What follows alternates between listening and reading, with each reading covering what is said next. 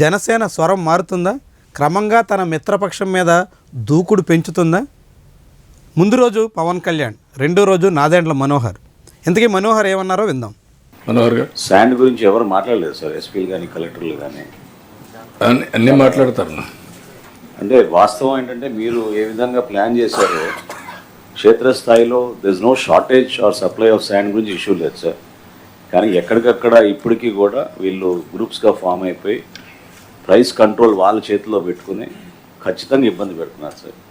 దానికి need better enforcement, law and order బలంగా చేయాలి సార్. అది మిస్సింగ్ అనేది నాకు క్లియర్గా కనపడుతుంది సార్. అది ఒకసారి మీరు డైరెక్షన్స్ ఇస్తే బాగుంటుంది సార్. విన్నారు కదా, నాదెండ్ల మనోహర్ ఇసుక మాఫియా గురించి ముఖ్యమంత్రిని ప్రశ్నిస్తున్నారు. అది కూడా బహిరంగంగా ఐఏఎస్ అధికారులతో నిర్వహిస్తున్న సమావేశంలో మీరు చెబుతున్నారు కానీ అంత సినిమా లేదు అన్నట్టుగా ఆయన వ్యవహరిస్తున్నారు. మీరు చాలా చెప్పారు, ఇసుక సజావుగా సక్రమంగా అందరికీ అందుబాటులో చౌకగా అందిస్తామని చెప్పారు, కానీ అలాంటి పరిస్థితి క్షేత్రస్థాయిలో లేదు అన్నట్టుగా మంత్రే చెప్తున్నారు. వాస్తవానికి ఎప్పుడైనా ప్రభుత్వంలో పలానాది బాగాలేదు, పలానా వైఫల్యం, పలానా విఫలమయ్యారు అన్నట్టుగా విపక్షాలు విమర్శిస్తుంటాయి. ఈసారి ఎన్డీఏ కూటమి ప్రభుత్వంలో పాలకపక్ష నేతలే మాట్లాడుతున్నారు. మొన్న లా అండ్ ఆర్డర్ బాగోలేదని స్వయంగా ఉప ముఖ్యమంత్రి అన్నారు. ఇప్పుడు ఇసుక మాఫియా సాగుతోందని సివిల్ సప్లై శాఖ మంత్రి అంటున్నారు. ఆశ్చర్యంగా ఇద్దరు జనసేన పక్ష నేతలే.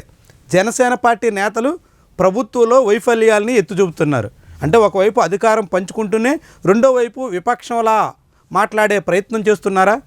రెండు పాత్రలు తామే పోషించాలనుకుంటున్నారా? లేదంటే చంద్రబాబు వైఫల్యాల్ని ఎండగడుతూ క్రమంగా ఒకవేళ టీడీపీకి దూరం జరగాల్సి వస్తే తాము సేఫ్ జోన్లో ఉండేలా ఏవైనా గేమ్ ఆడుతున్నారా? ఆశ్చర్యకరం. వాస్తవానికి నాదెండ్ల మనోహర్ ఇసుక మాఫియా కానీ లేదంటే Pawan Kalyan law and order కానీ ఏది సజావుగా లేకపోయినా వారికి క్యాబినెట్లో మాట్లాడేందుకు అవకాశం ఉంది, ముఖ్యమంత్రితో నేరుగా చర్చించేందుకు ఛాన్స్ ఉంది. కానీ అందుకు భిన్నంగా బహిరంగంగా మీడియా ముందు అందరూ చూస్తుండగా మాట్లాడేటువంటి ధోరణి ఆసక్తికరం. వాస్తవానికి నాదెండ్ల మనోహర్ చెప్తున్నట్టుగానే రాష్ట్రంలో ఇసుక మాఫియా యథేచ్ఛగా చెలరేగిపోతోంది. ఈరోజు ఈనాడు పత్రికలో వచ్చినటువంటి ఈ కథనం దానికి ఒక ఉదాహరణ. నదిలో రోడ్డు వేశారు, ఇసుక దోపిడీకి దారి చేశారు. వాస్తవానికి నదిలో ఎటువంటి నిర్మాణాలకి అవకాశమే లేదు, అనుమతే లేదు. ఎన్జీటీ తీవ్రమైనటువంటి అభ్యంతరాలు పెట్టినటువంటి సందర్భాలు ఉన్నాయి. అది కూడా పి గన్నవరం కోనసీమ జిల్లాలో, డాక్టర్ బిఆర్ అంబేద్కర్ కోనసీమ జిల్లాలో ఉన్నటువంటి పి గన్నవరంలో అక్విడక్ట్కి అతి సమీపంలో రోడ్డేసి ఇసుక తవ్వకాలు సాగిస్తున్నారు. వాస్తవంగా అక్కడ ర్యాంపుకి కానీ అక్కడ ఇసుక తవ్వడానికి అనుమతులు కానీ ఏమీ లేవు. 500 మీటర్ల పరిధిలో అక్విడక్ట్ దిగువన ఎటువంటి తవ్వకాలు చేపట్టకూడదన్న నిబంధన ఉన్నప్పటికీ పట్టించుకోకుండా తవ్వుతున్నారు.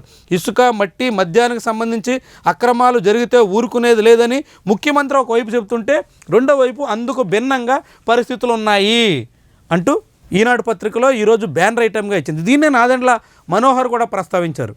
నాదెండ్ల మనోహర్ కూడా ఇసుక మాఫియా గురించి ముఖ్యమంత్రి చెప్తున్న దానికి భిన్నంగా క్షేత్రస్థాయిలో పరిస్థితులు ఉన్నాయి, ఇసుక సమస్య ఇంకా కొనసాగుతోంది, అంటే ప్రభుత్వం విఫలమైంది, 6 నెలలు దాటినా రాష్ట్రంలో పరిస్థితిని చక్కదిద్దడంలో చంద్రబాబు విఫలమయ్యారు అంటూ స్వయంగా రాష్ట్ర మంత్రి ప్రస్తావించడం అనేది ఆసక్తికరమైనటువంటి వ్యవహారం. ఇది జనసేన రాజకీయ వ్యూహంలో భాగంగా సాగుతుందా, లేకుంటే యథాలాపంగా ఒక సమస్యని ప్రస్తావించే ఉద్దేశంతో నాదెండ్ల ఇసుక మాఫియాని ప్రస్తావించారా?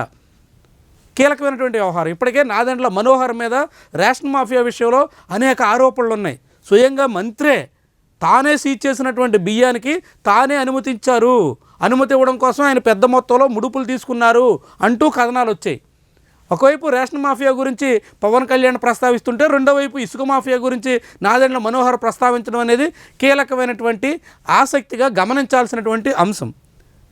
తెలుగుదేశం జనసేన అధికారంలో భాగస్వాములుగా ఉండి పాలక పక్షాలుగా మిత్రపక్షాలుగా సాగుతున్నటువంటి వేళ జనసేన నేతలు అనేక సమస్యల్ని ప్రస్తావిస్తున్నటువంటి తీరు ఆసక్తికరంగా కనిపిస్తుంది, ఆశ్చర్యంగానూ ఉంటుంది.